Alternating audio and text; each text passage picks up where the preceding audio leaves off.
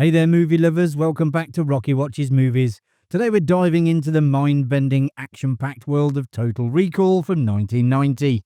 Starring Arnold Schwarzenegger, this sci-fi thriller explores reality and identity in a way that keeps fans guessing. So get ready to have some memories implanted as we travel through 20 things you never knew about Total Recall.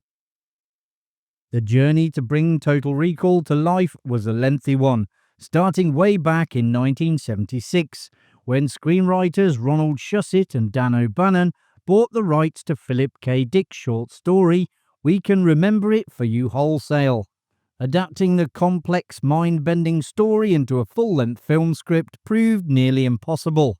Over a decade, they worked through more than 40 drafts, repeatedly stepping away to work on other projects. One of those detours led Shusett and O'Bannon to write the screenplay for Alien, which became a sci-fi classic in its own right. Total Recall, however, remained stuck in development, waiting for the right moment.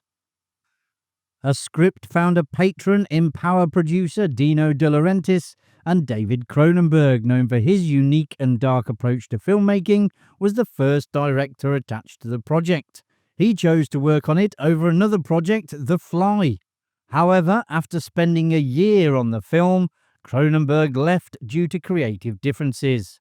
As fate would have it, when The Fly became available again, Cronenberg returned and made it one of the most iconic horror films of the 1980s, earning him international acclaim. For Total Recall, though, Cronenberg's departure meant it would remain in limbo a little longer. When it comes to those creative differences, Cronenberg had envisioned a faithful adaptation of Dick's original story, focusing on psychological themes of identity and memory. However, the producers, including Dino De Laurentiis, wanted a high-octane adventure in space. Cronenberg described their vision as Raiders of the Lost Ark Goes to Mars, which clashed with his more intellectual approach. When writer Ron Shusett reportedly told him, "You know what you've done? You've done the Philip K. Dick version," Cronenberg realized his vision wasn't what the studio wanted, and that's why he left. Even though Cronenberg abandoned the project, he left behind one lasting legacy: the concept of Martian mutants. His idea of a colony of mutated inhabitants on Mars, distorted by the planet's harsh conditions, was retained in the final film. These characters, including the memorable mutant leader Quato, became central to the storyline, adding a unique sci-fi twist that added to the film's eerie and dystopian atmosphere. In Philip K. Dick's original story, the protagonist was an average, unimposing man, dreaming of a more thrilling life. Initially, De Laurentiis wanted Jaws actor Richard Dreyfuss to play Douglas Quaid, imagining a more everyman character rather than an action hero. Actors like William Hurt and Patrick Swayze were also considered, as Quaid's personality and image were redefined during the script's long journey. In 1988, production was set to begin on the film in Australia, with Patrick Swayze eventually cast as Quaid and Bruce Beresford attached as director. Sets were constructed, the crew assembled, and the production was ready to go when the De Laurentiis Entertainment Group declared bankruptcy. The production ground to a halt, the cast and crew were let go, and the sets were dismantled. The film went back into turnaround, allowing another studio the chance to buy it out and restart the process from scratch. Despite Schwarzenegger's rising stardom after The Terminator, the producers initially felt he was too physically imposing for the role of Quaid. De Laurentiis himself turned down Schwarzenegger early on, believing his strength would overpower the character's story arc and prevent audiences from seeing Quaid as an ordinary guy. When Laurentiis' company went bust, Schwarzenegger seized the opportunity. Having become a major action star, he persuaded Carolco Pictures, with whom he had worked on Red Heat, to purchase the rights to Total Recall. With Carolco on board, Schwarzenegger secured the lead role for himself. His involvement proved pivotal, as his star power helped push Total Recall out of development hell and into production. Along with the role, Schwarzenegger received unprecedented control over the film's production. He was given input over almost every major decision, including the choice of director.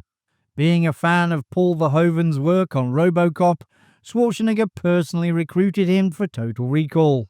Schwarzenegger's influence extended to all creative aspects of the film, the script, production, and even elements of the marketing.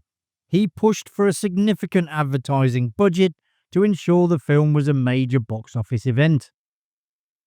Upon its first submission to the MPAA, Total Recall received an X rating due to its intense scenes of violence and gore. Verhoeven, known for his graphic style, had to re-edit the movie multiple times, toning down some of the bloodiest sequences to get the more commercially viable R rating. In the end, the film narrowly missed becoming one of the last films to receive an X rating, before it was replaced by NC-17. Most of the filming took place in Mexico City. The only things not shot in Mexico were the exterior Mars scenes, which were shot at Valley of Fire State Park in Overton, Nevada. The shoot was also unusual in that most scenes were filmed in sequence, a rare choice that allowed the actors to develop their characters' arcs organically. The movie's futuristic train station was, in fact, a slightly modified version of the Mexico City metro system. While the station and its vehicles evoke the film's 2084 setting, they were actually part of the real public transportation system. With just a few minor enhancements like sleek silver paint and added television screens, the filmmakers achieved an ultra-modern look. Surprisingly, little effort was needed to make the setting feel distinctly futuristic. Total Recall was one of the last films to heavily feature miniature effects before CGI took over Hollywood. For scenes on Mars, detailed scale models were used to create the planet's vast landscapes. But obviously they did use some CGI, like the memorable X-ray sequence where Quaid walks through a scanner.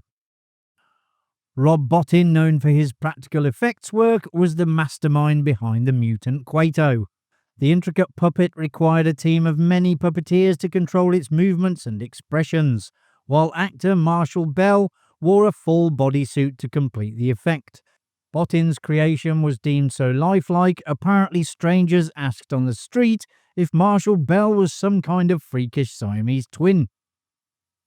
The innovative effects won the film an Academy Award for Special Achievement in Visual Effects, making it the only Philip K. Dick adaptation to win an Oscar. At $65 million, Total Recall was one of the most expensive films ever made at the time. This hefty budget was a gamble, but it paid off in a major way. The movie's impressive visuals and high-quality effects attracted audiences, and it grossed over $260 million worldwide, proving the investment was well worth it. With a role as physically demanding as Quaid, Schwarzenegger sustained multiple injuries during filming. A micro-explosion timed to break glass failed during one scene, causing him to smash through it with his hand, resulting in a deep cut. Later, he broke a finger on his right hand during a fight scene which required a cast. Michael Ironside suffered a serious injury as well. After colliding with Michael Champion, who played Helm, Richter's right-hand man, the impact left Ironside with a cracked sternum and 2 separated ribs, an injury that sidelined him for 3 weeks. When he returned, he still couldn't fully lift his arm, making the intense filming even more challenging. To manage the pain, he borrowed a custom brace designed for NFL quarterback Jim Plunkett, which helped him push through the remaining scenes. Several cast and crew members ended up in the hospital during production. First, a mishap with craft services led to a bout of food poisoning that affected almost everyone on set, except Schwarzenegger, who had private catering, and the health-conscious writer Shusett. Director Paul Verhoeven powered through his symptoms with a constant supply of medication, fluids, and even a nearby ambulance on standby. Additionally, associate producer Elliot Schick fell seriously ill due to Mexico City's intense air pollution, adding to the production challenges. As the grueling shoot continued, Schwarzenegger took it on himself to keep the cast and crew's spirits high. He organised parties, water gun fights, and styrofoam snowball battles to lighten the mood. But on a more serious note, Schwarzenegger allowed Ironside to use his personal phone in his trailer to stay updated on his ill sister's health. A nice gesture, as reaching someone in the US from Mexico was much more complicated at the time. The first trailer didn't include any of the action or special effects and tested poorly with audiences, and also with Schwarzenegger. Unhappy with its impact, he insisted on a new trailer that better represented the film's intense, action-packed storyline. The revised trailer featured the groundbreaking special effects and thrilling scenes, generating excitement that translated into a strong box office opening.